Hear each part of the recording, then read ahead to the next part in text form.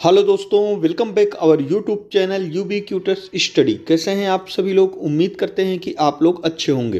तो दोस्तों, आज हम लोग इलाहाबाद हाई कोर्ट का जो पोस्ट आया है उसमें जो stenographer junior assistant group D और ड्राइवर के लिए इसका हम लोग जीएस का प्रैक्टिस सेट 10वां करेंगे। इसके पहले हम लोगों ने 9 कर लिया है, तो यदि आप लोग उसको अभी तक नहीं किए हैं तो ज़रूर कर लीजिएगा। तो आइए हम लोग शुरू करते हैं। हमारा पहला क्वेश्चन है, मानव बलि प्रथा का निषेध करने के कारण अंग्रेजों के विरुद्ध विद्रोह करने वाली जनजाति का नाम बताइए। तो दोस्तों, मानव बलि प्रथा किसमें थी? तो यह खोड़ जनजाति में थी, यानी कि ऑप्शन सी इसका सही हो जाएगा। उत्तर प्रदेश में दिया सलाई उद्योग का प्रमुख केंद्र कहाँ है? तो दोस्तों, इसका सही उत्तर हो जाएगा ऑप्शन ए, बरेली में है।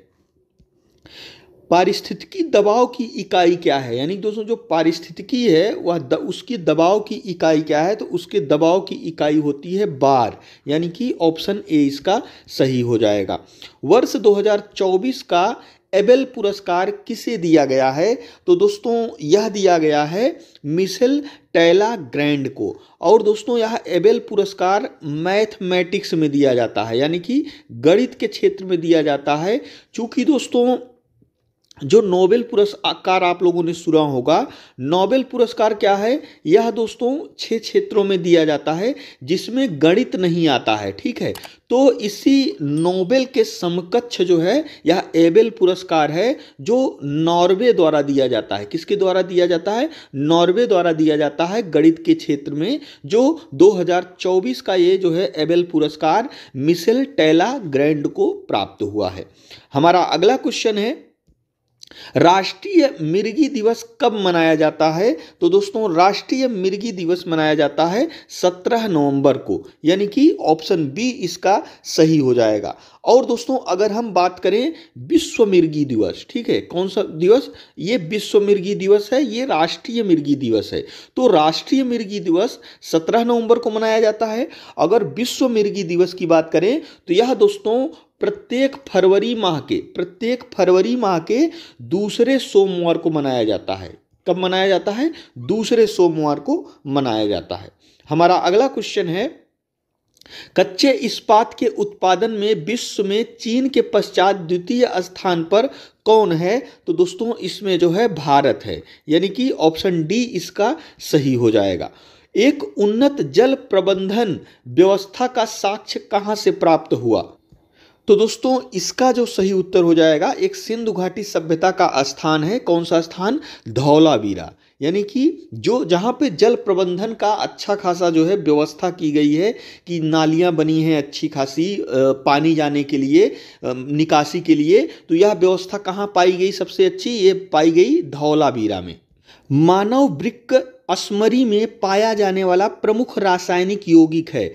मानव वृक्क अस्मरी का मतलब यह हुआ दोस्तों, जो किडनी का स्टोन पाया जाता है उसमें जो है कौन कौन सा यौगिक होता है, किस यौगिक से मिलके वह जो स्टोन है वह बना होता है? तो वह बना होता है दोस्तों कैल्शियम ऑक्सलेट का, यानी कि ऑप्शन सी इसका सही हो जाएगा। निम्नलिखित संतों में से किसे उसके अनुयायी भगवान कृष्ण का अवतार मानते थे? तो दोस्तों, इसका सही उत्तर हो जाएगा चैतन्य महाप्रभु को, ऑप्शन डी इसका सही होगा।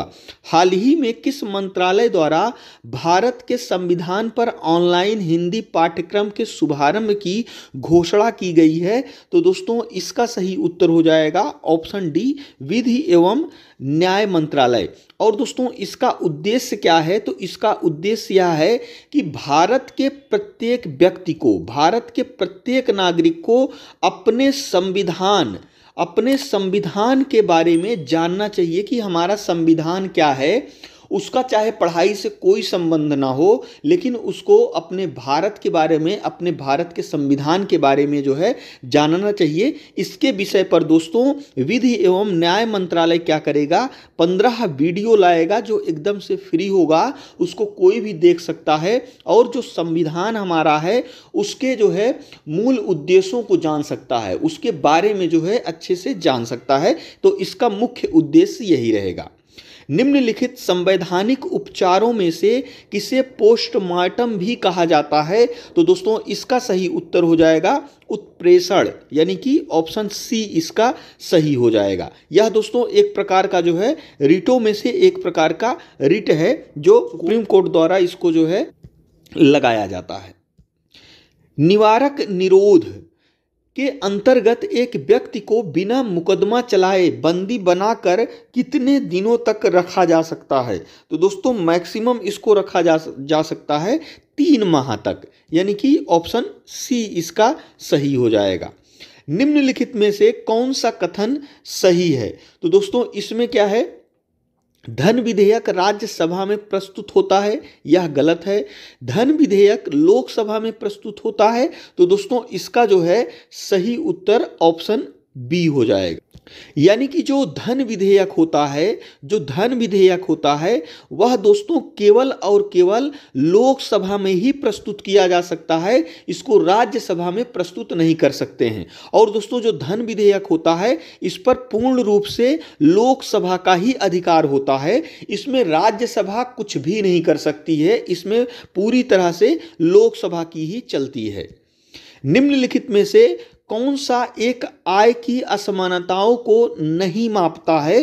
तो दोस्तों इसका सही उत्तर हो जाएगा ऑप्शन डी गरीबी रेखा।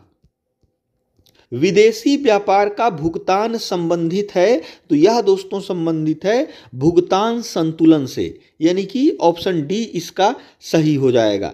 कृषि मूल्य आयोग की स्थापना कब की गई थी? तो दोस्तों कृषि मूल्य आयोग की स्थापना 1965 में की गई थी, यानी कि ऑप्शन सी इसका सही हो जाएगा। और इसके स्थापना की उद्देश्य क्या थी जो है कृषि मूल्य आयोग? तो हम लोगों ने नाम सुना होगा एमएसपी, न्यूनतम समर्थन मूल्य। तो इसको दोस्तों इस पर जो है सलाह देने के लिए इस आयोग का गठन किया गया था 1965 ईस्वी में।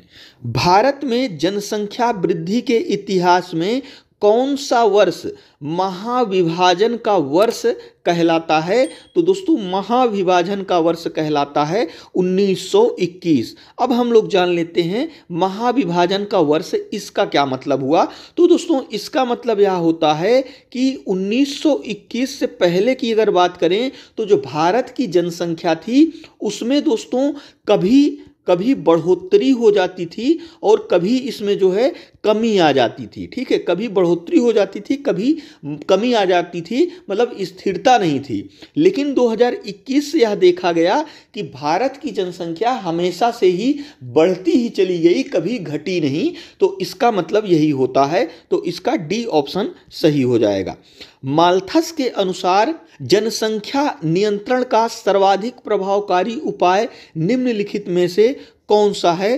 तो दोस्तों इसका जो सही उत्तर हो जाएगा ऑप्शन बी, जन्म नियंत्रण से। और जन्म नियंत्रण कैसे हो सकता है? यह जो है माल्थस का कहना था कि जो है शादी देर से करना, सादा जीवन व्यतीत करना, यानी कि बिना शादी के जीवन व्यतीत करना और आत्म नियंत्रण रखना, इसी से जनसंख्या नियंत्रण हो सकता है, ऐसा जो है माल्थस का कहना था।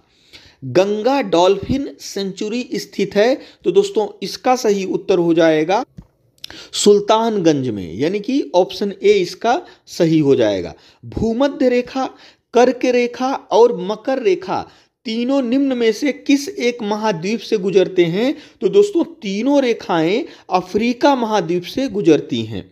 निम्नलिखित युग्मों में से कौन सा एक सही युग्म नहीं है? इसमें दोस्तों हम लोग देखें अगर, ऑप्शन ए इसका सही हो जाएगा। जो बर्लिन है दोस्तों, यह जो है स्प्री नदी के किनारे बसा है। किस नदी के किनारे? स्प्री नदी के किनारे बसा है, न कि राइन नदी के किनारे। और बाकी सारे ऑप्शन सही हैं।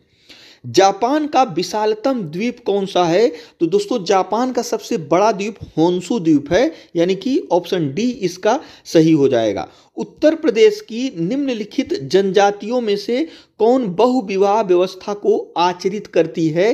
तो दोस्तों इसका सही उत्तर हो जाएगा ऑप्शन ए, जौनसारी जनजाति।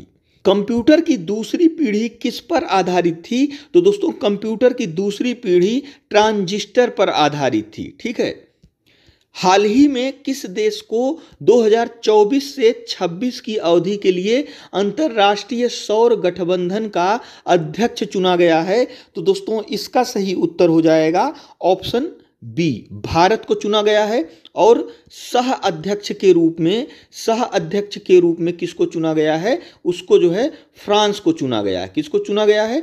फ्रांस को चुना गया है। यानी कि दोस्तों यह जो है एक सहायक के रूप में अध्यक्ष रहेगा।